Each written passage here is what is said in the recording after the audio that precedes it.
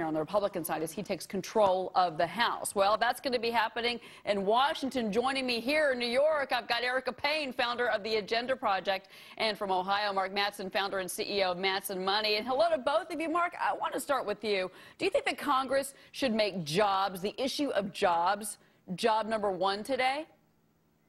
You know, I looked at the Constitution this morning. I read it from beginning to end. It doesn't say anywhere in there that it's the Congress's job to create jobs. What it says is it's supposed to protect the citizens so that they can go out and pursue happiness and create their own jobs. The government doesn't create jobs, but what they can do is to get off the back of small business.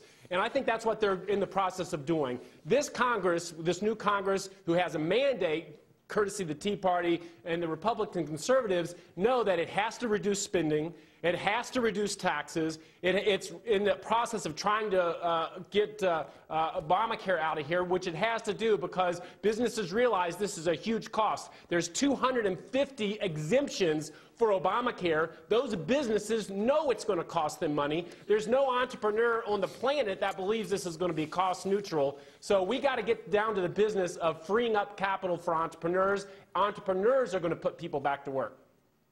All right, and real quick, I want to let Erica hang on just a moment. I want you to respond to Mark, but I just want to kind of give you all an update of what you're seeing on your screen, kind of let you know all the procedures that are happening. In the Senate right now, Vice President Biden is actually beginning the process of swearing in 4 senators at a time, so he's going to be doing that. That's expected to take, it would probably be done about 2 p.m. Eastern time or so. It takes about 2 hours or so to swear in everybody. And again, the Senate now, 51 Democrats, 47 Republicans in the Senate, and 2 independents. So that's going to be happening over the next couple hours. And in the Senate, it's going to be a little more simple because they're just going to start giving speeches. They're each going to get about 10 minutes or so. So it's going to be a day of lots of talking over on the Senate side. On the House side, you've got a little bit more of a procedural day and step-by-step things that are going to be happening. They're going to be receiving the nominations for Speaker.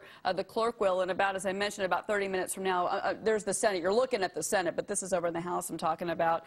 And then a roll is going to be called by one of the clerks, a new clerk, at about 12:45 or so. So all of that is happening right now. A very busy day in Washington, and again, a brand new Congress, Erica. And here's the thing with a brand new Congress. What Americans need, what they voted for in November was a little bit of change, not to use the president's election words, but at the same time, they want to see jobs restored in this country. Can Congress do that, Erica? Yeah, they absolutely can. We've got a history of Congress creating jobs and helping an economy recover after the end of the Great Depression.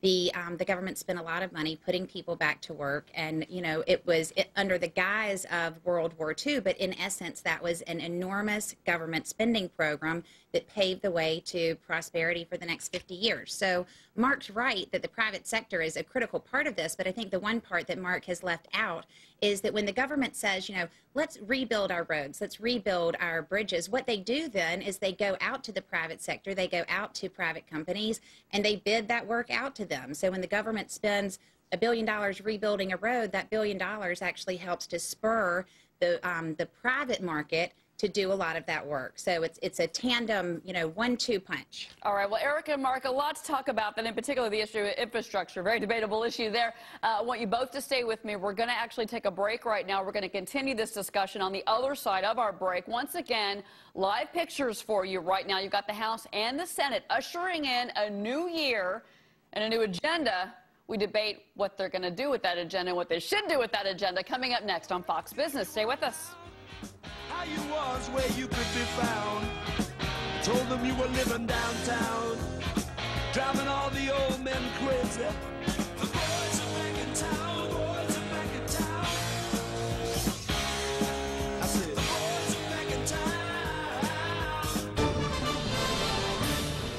All right, Congress, once again, they are back. It is a new year and a new demo for Congress. You're looking live at the House and the Senate floors right now. We're going to be talking about the priorities in just a second. Right now, in the House in particular, you're having basically the quorum. They're still looking for the quorum right now. That should be ending in a couple of minutes or so. Over on the right-hand side of your screen, you're seeing the Senate and the Vice President Biden is actually swearing in the senators right now, and he's doing those 4 at a time. And then the senators after that are going to get a chance to speak. speak, and that's going to be basically the afternoon that we're seeing on the Senate. But on the House side, you know, maybe towards 2 o'clock, end of the 1 o'clock hour, towards 2 p.m. Eastern time, we're going to get the official handoff from Nancy Pelosi over to John Boehner. Each will be speaking, so that will certainly be interesting. We're going to be watching this all afternoon for you on Fox Business. All of this kind of takes place. Neil Cavuto, obviously in place, monitoring all of this as well for us. Erica, Payne, Mark Mattson were kind enough to stay with me to continue this discussion. And Erica, you brought up something very interesting. You know, you're talking about infrastructure. That's based on stimulus. But we've had stimulus for almost 2 years now. And Erica, many would say that we have not seen job creation. Unemployment's at 9.8%. We're expecting it to stay the same this coming Friday when we get the big jobs report. So how can we say that stimulus is something that Congress should keep pushing right now? Well, so 7 out of 10 economists have said that the stimulus that was put into place averted a disaster and added jobs to the economy. And so certainly we're not in a great spot as a country right now, but we are in a better spot than we were 2 years ago. And I think we're making progress in the right direction, which is what you can really hope for when you're facing a problem that was as big as the one that we had.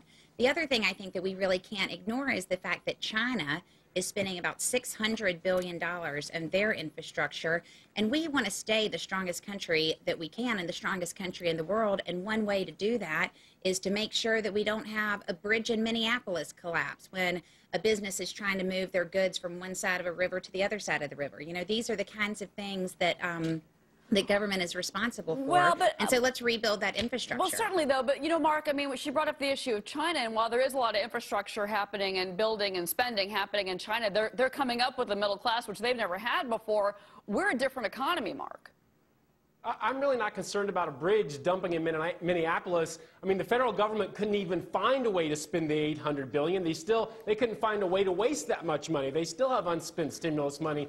The reality is that the new jobs come from entrepreneurs in places you don't expect them. The new jobs are coming from people, you know, when we had Facebook and Googles, these were guys that were just playing around in their dorm rooms at Harvard and Stanford. We don't know where the new jobs are coming from. They're not going to come from roads and bridges. They're going to come from entrepreneurs taking risk. What concerns me as a bigger danger than infrastructure is the massive debt that we're accumulating. $4 trillion additional dollars in debt. And every mom and pop, blue-collar worker, white-collar, every American knows if you sit at your kitchen table and you keep racking up debt year after year after year after year, you reach a point where you can't pay it back.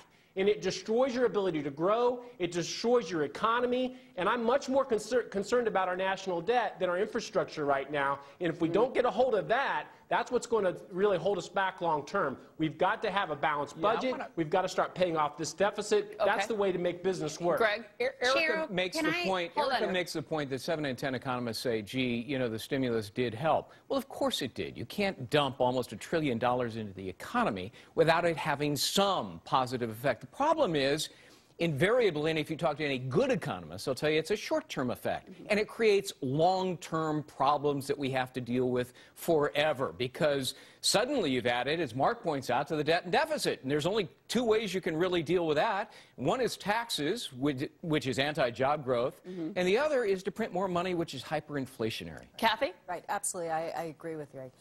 And one of the problems is that we didn't see the stimulus actually hit. We have a specialty construction company in Pennsylvania. They have more roads than any other state in the United States, and they haven't seen it hit.